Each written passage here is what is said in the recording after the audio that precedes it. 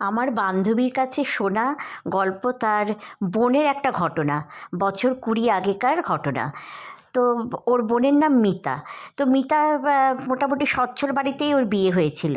এবার মিতার বাড়ি, শ্বশুরবাড়ি ছিল রানাঘাটে। তা তখন ওর যৌথ পরিবার, সব কাকা শ্বশুর, জ্যাঠা শ্বশুর, দাদা শ্বশুর, দিদিমা শ্বশুর সব একসাথেই থাকতো। তা ওদের গ্রামে তো অনেকখানি জমি নিয়ে ওদের বাড়ি। আর জমিরই যা চাষবাস হতো সেই দিয়েই ওদের রান্নাবান্না সব কিছু হতো। আর ক্ষেতও ছিল অনেক। তো সেখানে ক্ষেতের ওখানে দুটো বাস্তু সাপ ছিল।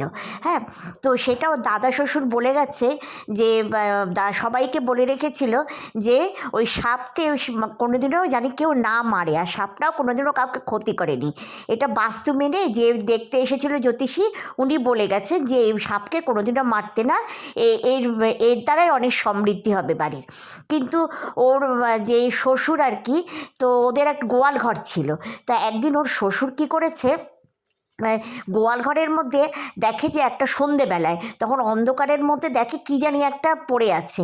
তো উনি সেটাকে সাপ ভেবে সেটাকে লাঠি দিয়ে মেরে ফেলে, মানে আঘাত করেছে, তাতে সাপটা মারা গেছে। আসলে ওই বাস্তু সাপটাই গোয়াল ঘরে এসেছিল। হ্যাঁ, আর ওর শ্বশুর আর কি অ্যাকচুয়ালি মারতে চাননি, কিন্তু তো তাড়াতে গেছিলো। হ্যাঁ, কিন্তু সে লাঠির আঘাতে সেটা মারা গেছে। এবার মারা যাবার সময় তখন এবারে তো দাদা শ্বশুর তো সব মানে ওরা তো সব চলে এসেছে চিৎকারে। তো সব দাদা শ্বশুর তখন হায় হায় করছে। তখন আবার ওঝার কাছে গেছে। ওঝা বলছে, এটা তুই কি করলি?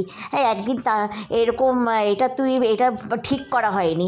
হ্যাঁ, ঠিক হয়নি, এটা বাস্তু সাপকে কোনোদিনও মারতে নেই।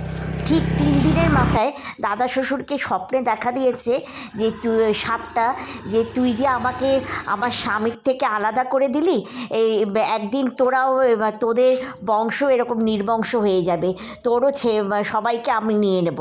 হ্যাঁ, এবার সত্যি সত্যি কী হলো, বছর 3 মধ্যে ওদের বাড়ির দাদা শ্বশুর, দিদিমা শাশুড়ি, তারপরে নিজের শ্বশুর, নিজের শাশুড়ি, কাকা শ্বশুর, জ্যাঠা শ্বশুর, সব এই নিয়ে 7-8 জন পরপর ছেলেরা এরকম মারা গেল। হ্যাঁ, তখন ওঝার কাছে আবার গেল, গিয়ে বলল যে তোদের বাড়িতে এখন এটা যজ্ঞ করতে হবে।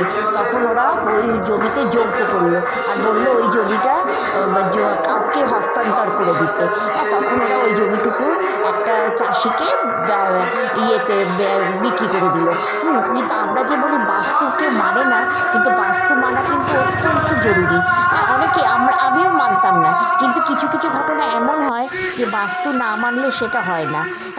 এই যে অনেকের বাড়িতেই কিন্তু বাস্তু সাপ থাকে, কিন্তু সেগুলো কিন্তু কাউকে কোনো ক্ষতি করে না। ও দাদা শ্বশুর কিন্তু প্রতিদিনই কিন্তু দুধ, ওই ক্ষেতের ওখানে দুধ রেখে আসতো, পুজোর পরে সেই দুধ খেত, কাউকে কোনোদিনও কোনো ক্ষতি করেনি। কিন্তু বলে না যে তুমি আঘাত করলে পরে আঘাত খেতে হবে, ওইটা সহ্য হয়নি। তারপরে পরে যে স্ত্রী সাপটা ছিল সেটাও নাকি চলে গেছিলো। যাই হোক, এটা খুব মানে গায়ে কাঁটা দেওয়ার মতন ঘটনা।